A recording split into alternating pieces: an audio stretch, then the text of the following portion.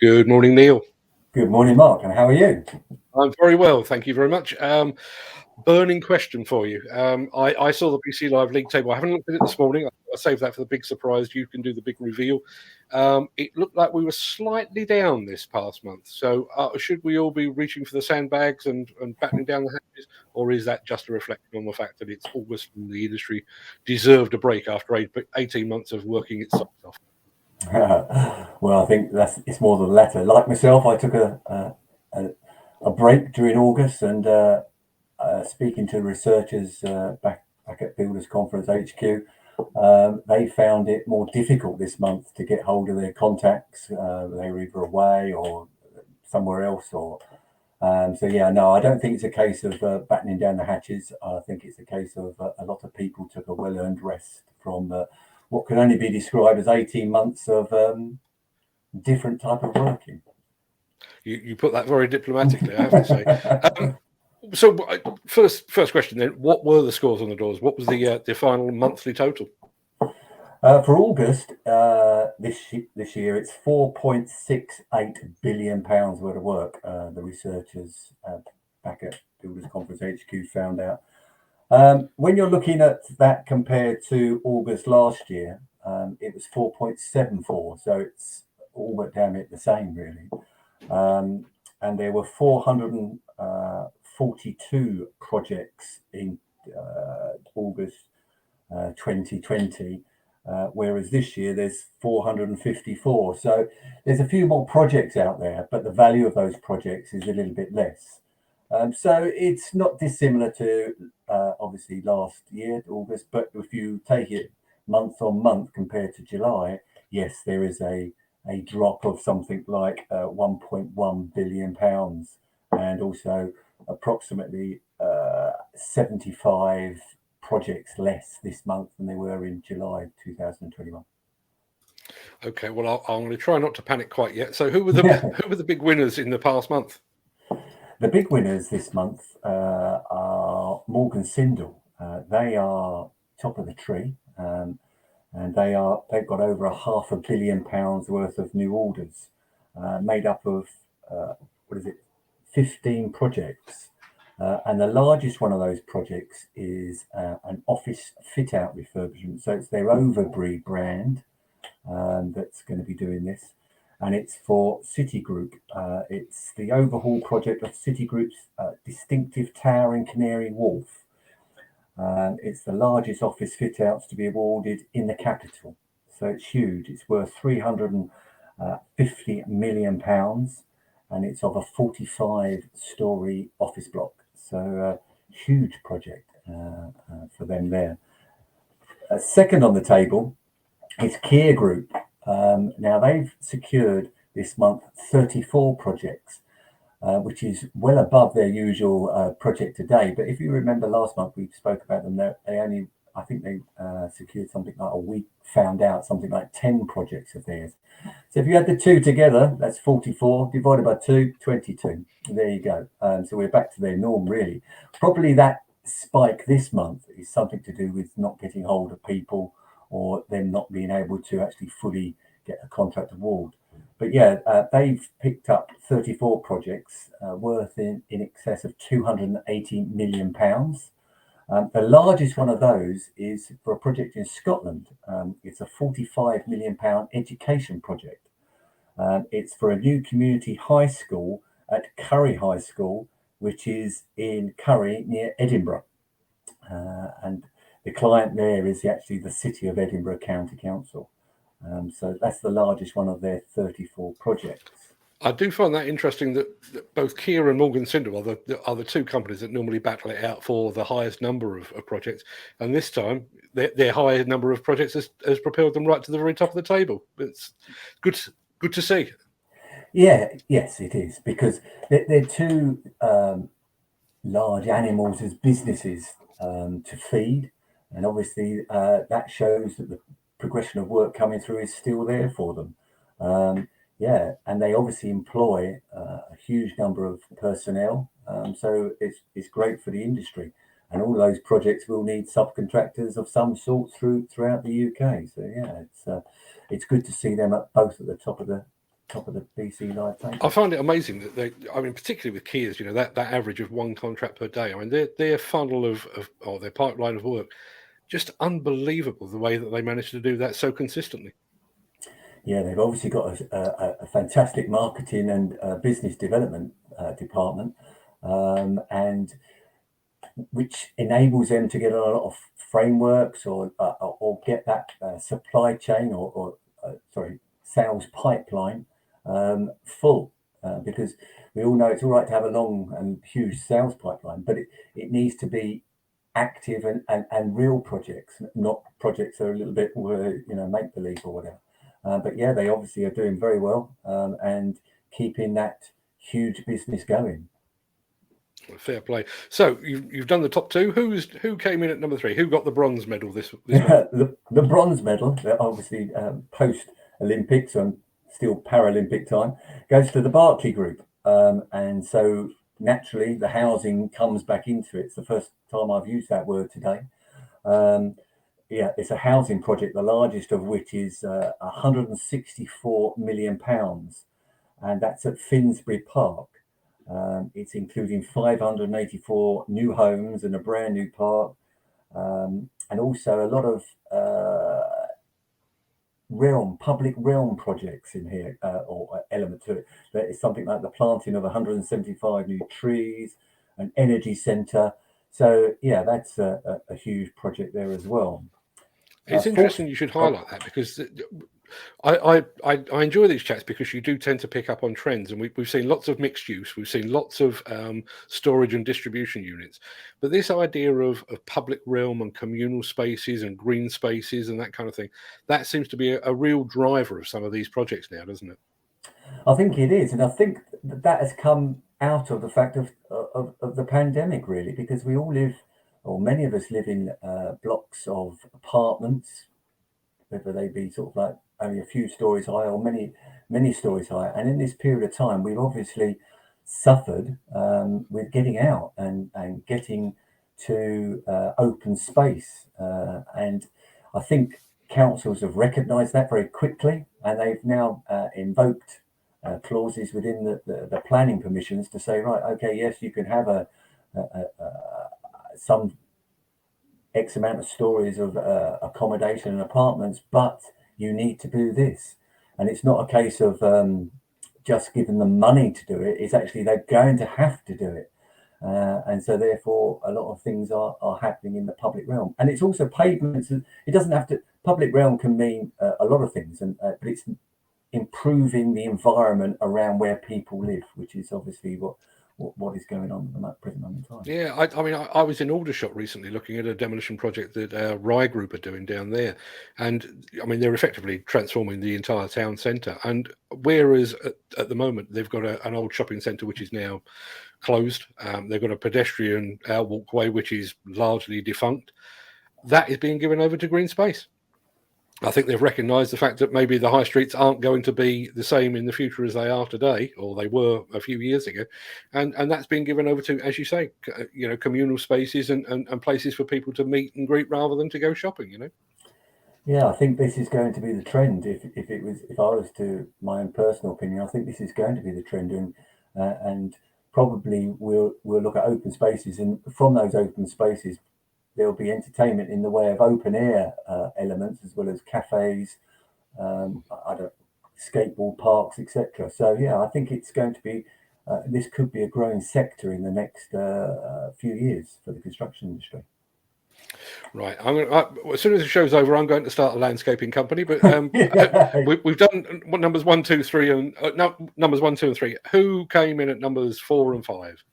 Right, number 4 this month is Galliford Try, and I'm now going to say the word road. So the first 4 have all been different in the way of category. So this one's for it's a section of the A303, which is a well-known path if you're going down to the West Country, and it's for £170 million project for dualling of a 3-mile stretch of the A303 from Sparkford to Ilchester. Work is scheduled to be complete by 2023-2024 and will be carried out parallel to the A303 Stonehenge Tunnel. Now that order has been placed, but obviously probably after the law courts have come into effect with regards to the planning of the A303 tunnel, which has been put on hold at the present moment in time. But because this is just dueling of it, of the A303, I don't think it actually is going to be affected by the postponement of the tunnel. And to be honest with you, I expect you and I have travelled that route many times. It really does need a solution to that area, because you're coming from the M3, then the A303, and then you go down to a single track, and it's the main artery down to the West Country. And if we are going to do more staycations in the next few years going forward, then something has to be done down that neck of the woods. Yeah, I find myself strangely torn. I mean, obviously, like everybody else, I want Stonehenge to be fully protected and everything else. But having been stuck in traffic jams while I've been looking at Stonehenge, I quite like the idea of a tunnel, to be perfectly honest. Yeah. I'm sure the law courts will come up with a sensible solution at some point. Yeah, our good friend who's no longer with us now, Dennis Turner, he used to say, it's an oxymoron, this really. He said, because he used to class it as the fact that when we were borrowing a lot of money, etc., but he didn't have any debt himself. He said, my head is in the oven, whereas my fridge is, my feet are in the fridge. So somewhere in the middle, it's about right. And it's the same here, isn't it? Somewhere in the middle of this discussion, there is an element to say, yes, that's the solution to all of this. Yeah, but I like to think I'm as environmentally friendly as the next guy, but we are looking at a different world now. As you've just said, I mean, you've said staycations. I think also this idea of, as we've said, storage and distribution units. We've got to move goods around the place. We're manufacturing less, we're importing more, and all of that has got to be delivered. Be it through Amazon or somebody else. All of that has got to be delivered, and that delivery won't happen all the time. We've got traffic jams on the A303, won't it? No, and we're all struggling at this present moment in time with empty shelves, aren't we, in certain supermarkets and also certain retailers. And there is going to be a blame game coming on, I'm sure, at the end of the day. I know you can look at it in all different ways, whether it's enough HGV drivers, and we'll talk about that later on, or whatever regarding materials for the construction industry. But yes, we have got to look at how the arteries within the UK, which are our roads, are maintained at a good level, so we can actually distribute as much as we possibly can throughout the UK. Now, you touched on roads with, I think that was the number 4 position. How are we looking at number 5? Right, number 5 is a company called John Paul Construction, and the largest one of their jobs is actually also is in Dublin this time. But their operation covers many different areas, so it meets the BC Live criteria by the fact that some of those managerial elements to the work are going to be done in the UK. So that's number 5. And one other one to talk about is there's another one, is number 6. There's another housing project which is in Manchester. That's why I kind of talk about it. We're moving up the country here, and that's for a company that is called Renica Build. It's for a £120 million project at Water Street in Manchester. It's to provide 390 co-living apartments in 2 towers. And that's getting off the ground as we speak now. And one other company to talk about, which we don't talk about that much, is a company called Midas. And they've come in 3rd this month in the number of contracts. So it's the Midas Group. And they've picked up 10 projects this month worth approximately £45 million. So, we don't often talk about some of the other players within the month. We kind of go over the same people month on month. So I thought it was worth highlighting them to say that they've actually picked up 10 projects in the month. So that's the Midas touch indeed. Exactly right. We will come on to the various sectors in a second, but it felt like this month we've got a fairly good geographic spread. It doesn't feel like it's entirely London centric. At which point you're going to tell me, no, actually, it is entirely London centric. Yeah, I think I was kind of leading you down the wrong path there with some of the commentary I just made. That yeah, a third of all projects are in London. There you go, by value. So it's something like 1.5 billion pounds. Northwest, well, obviously, I was just speaking to you about the one which Renica Builder picked up. Northwest is second this month. There's over £500 million. It's 509 million pounds. And Scotland, because of a number of projects that have started to get off the ground there, there's 311 million pounds in Scotland. And the rest of it is very much distributed on a similar level throughout the UK. The What about Midlands, the East and West Midlands? Because they've yeah, been not dead reliable over the past year or yeah, so, haven't they? yeah, a little bit quiet this month. If you add those two areas together, it's only 225 million pounds. So yeah, that's uh, disappointing, shall we say, for that area as such. But no, um, it may be holidays, it may be whatever. It's, as I say, it's sometimes difficult just to take a single month on its own. We've got to look at a trend, but there seems to be quite a lot of work being bid for in that area because we've still got the Commonwealth Games coming up in that neck of the woods. So I'm not too worried about that. It may just be a holiday kind of experience to our figures this month. As you can see on the screen there, Ken Hatchell with his usual monthly question. What's happening in Wales? Please tell me there's something happening in Wales. Well, in North Wales, we didn't find any projects at all as being contract awarded, which is a little bit concerning. South and Mid Wales was about 100 million. So, and we go back to about 2 or 3 months ago when we spoke about they've got a moratorium on their new roads. I hope that isn't a byproduct of not a number of projects being delivered over in that neck of the woods, because we do need the arteries to be nice and easy for our freight and our goods to be put on. And if we haven't got that, then probably nobody's going to invest in probably cheap land, I'm going to say, over that neck of the woods to build huge hubs. And if you haven't got the infrastructure there, then you might not do it, might you, as a client? No, absolutely. Obviously, we need to keep Ken Hatcher busy as well, which is far more important than all of that. Yeah, Sector-wise, I'm going to take a wild stab and yeah. suggest that housing is quite close to the top. Well, yeah, okay. You would have paid off your mortgage this month then, Mark. It's top. It's 1.8 billion, which is roughly a third of all projects by value is in that sector. Sorry, over a third. It's 40% actually. It's 40% of all projects in that sector. Offices, with that huge project in London for which the Overbury brand of Morgan Sindall picked up, they're second, and education is third. So education with the projects in Scotland and another few jobs that Will Dixon have picked up as well, that's third.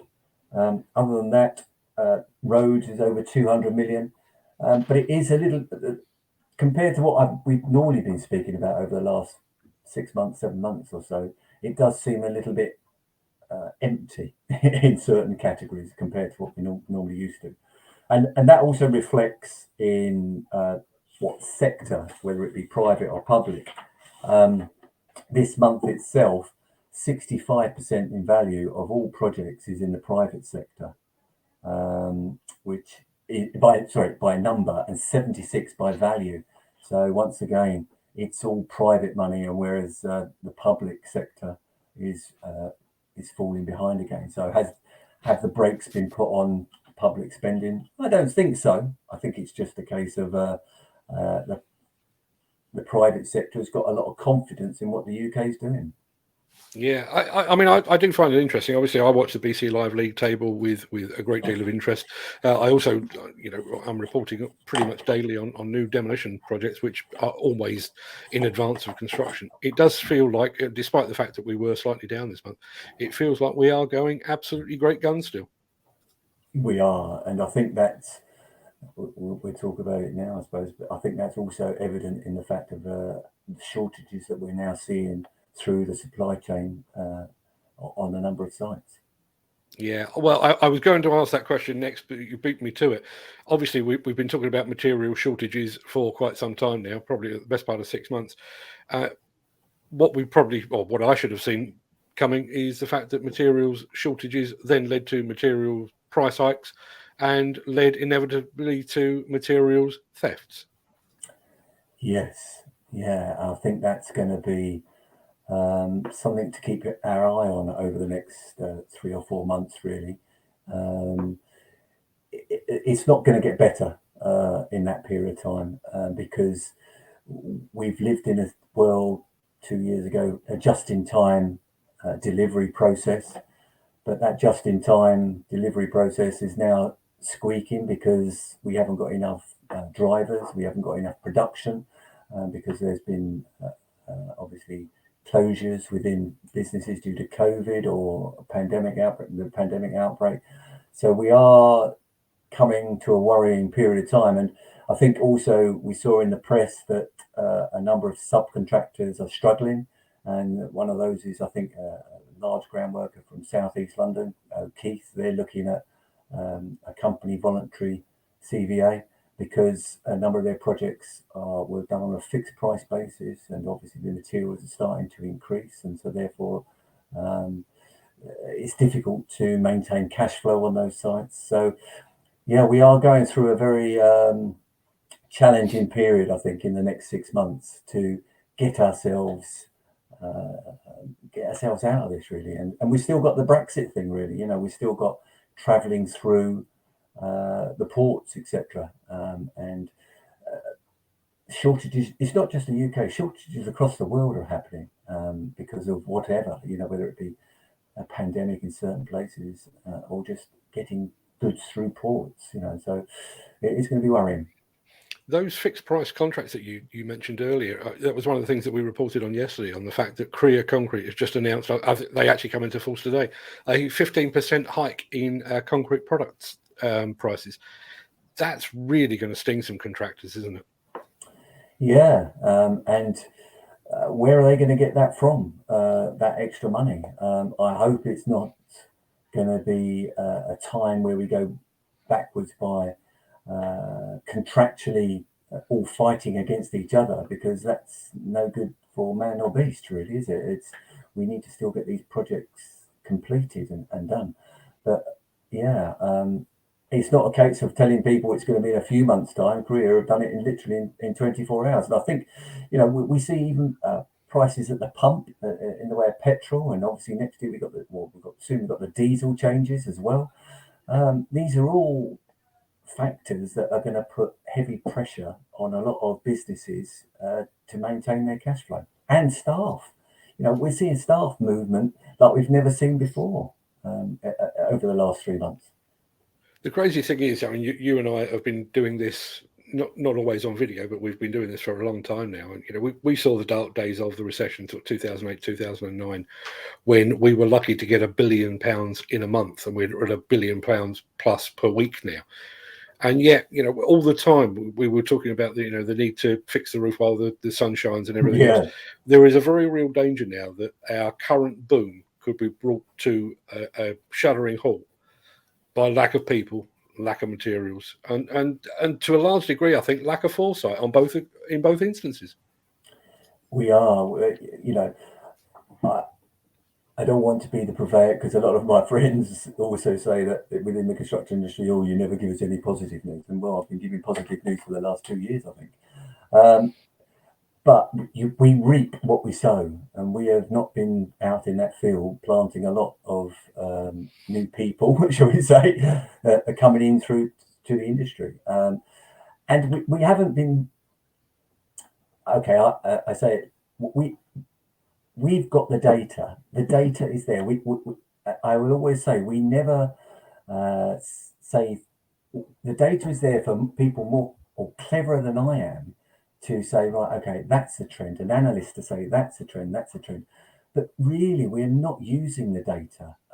There is no single body in the UK that is taking an independent. It has to be independent, because otherwise there is commercial gains that can be made through providing incorrect data. It has to be independent data. We've got that independent data. We get it out there, but it needs to go up a level. It really does need to go up a level, and it needs to be looked at. And we're very good at going on LinkedIn businesses and doing it as a granular type of information. We've secured this project, and you and I speak about it. You can sometimes only be speaking to yourself on these things, but we've secured this project. But when we try to actually gain information for that through the real, the direct to those businesses, some people still won't speak to you. But at the next breath, I say all the time, then they're moaning about the fact that they haven't got materials. Well, where does this all fit into this? We've got to become a little bit more open with our data. It's there and out there, and it can be collected, and we collect it, but you can't. We've then got to supply that data to schools and colleges to say, yeah, we've got enough X people. We need tradesmen, apprenticeships. We need to put those courses on, and we should have been doing that 5 years ago. We all knew that HS2 was coming. And how much is that going to be? That's going to be, could be as much as £90 billion worth of work. We need a lot of people, and it's not just the people to do the work, it's also supply the materials, keep the materials being supplied, and then you've got the infrastructure for the materials to travel on to get to the places. Wow. Yeah, I mean, I know we speak about the idea of contractors not always sharing their information, but do you get the impression that materials companies are monitoring your data or anybody else's data? Because there is, we talk about this all the time, you and I, the difference between, the contract award is today, the work will actually start 20-25 weeks hence. So some of the jobs that you talked about today will be starting in December probably, or thereabouts. You would have thought, setting aside our love of all things just in time, you would have thought that would be enough time for material suppliers to put in place the required materials to make those projects happen, wouldn't you? I would like to think so. We've spoken about it before, Mark. When you leave your Asda, your Sainsbury's, your Tesco's, etc., as you've gone through the scanning machine, before you've even walked out the front door with your bag of tomatoes or carrots or fish fingers or whatever it is, they're already being reordered. And they're already probably gone to the supplier to say, can we have some more?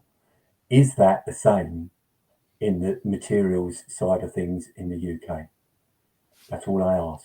Is it? Yeah, it's a good question. And it also flags up. I mean, we're talking there about packaged products, and I know there's been a lot of work done on protecting plant and equipment from theft, and so you can protect it from theft at site level. A lot of the equipment now is fitted with trackers and that kind of thing, so that if it is stolen, you can pretty much narrow down where it's gone. That's not quite so straightforward with a pallet of bricks, is it? Or a bag of cement or whatever it might be. Those are harder to track, aren't they? Yeah, they are harder to track. Probably what you're going to see is the introduction or the growth of cameras and high HD cameras on site. So, and they're not going to be one or two. I think it's going to be probably the security firms are going to be doing that around the place. And I know that depends on electricity, but we can all find different things there. But I think that's going to be a growth area as well, because if we do start to see material thefts, and it could be the likes of boilers or the more more high value end, high end stuff, then I think that's not going to be acceptable by a lot of businesses. So they're going to actually have to invest in some form of better security. But it is more difficult to put a tracker on a block or a brick or something like that, isn't it? But the high end stuff, I think you will find that people will start to put better security, high definition cameras on site, plant is going to be, in short, you speak about it quite often, and who's placing orders, and every day we seem to be looking at somebody placing a new order, and it may not be a huge order, but it's a new order. and somebody's paying out a lot of money, and then they don't want that to be lost, do they? And they don't want to be paying more on their insurance. No, absolutely. So, given all that's been said and done about the month of August, the $64 million question is: was that a blip? Are we looking at a re-upswing in September? Do you think? Yeah, I think there will be. The number of tenders that are currently on our books is still quite high. And I think there's quite a lot of optimism out there. I think we're still going to. I don't think we'll be hitting the heights. If you were to ask my own opinion, I don't think we'll be hitting the heights of 8 and 9 billion going towards the end of the year. I think we'll be sort of like 4, 5, and 6. But that's a crystal ball. The evidence sometimes. I know we've seen yesterday, I think there was a huge, great framework of London housing projects. I think over £3 billion worth was divided between a number of housing associations. Well, that's all still got to come out through bidding processes or contractors picking up that work. And I know that we're still looking at the marquee projects over in Kent, which is a new, entertainment village and theme park that's still to go ahead. There's also another bridge to be built on the Thames crossing. So, and we haven't seen all of the government's new hospitals coming through, which they said, which was 45 hospitals coming through. So I don't think we're going to see as I say, the 8 and 9 billions, but we will still see the 4s, 5s, and 6 billions towards the end of the year. So I still think it's pretty good. But maybe we want it to be like that because we haven't got the staff to do the jobs. Yeah, it's a crazy way to have to look at it, but I think that's exactly where we are, and we haven't got the staff and we haven't got the materials anyway. So yeah. But it will be interesting to see. Neil, it's a pleasure to speak to you as always. And despite the fact that there was a slight downturn, I'm still going away from this chat with a great deal of positivity. I think the industry is in pretty fine fettle, and long may it continue, I would say. I think you're right. I think it is good. Right, Neil, I will speak to you before, but for our viewers' sake, same time next month, I'll be back here and we'll see how accurate your forecast of 4, 5, or 6 billion turned out to be. Oh my word. If you're not here, you prove to be completely wrong. If it's a blank screen, you know where I am. Many thanks indeed, Neil. I shall speak to you soon. Good to speak to you.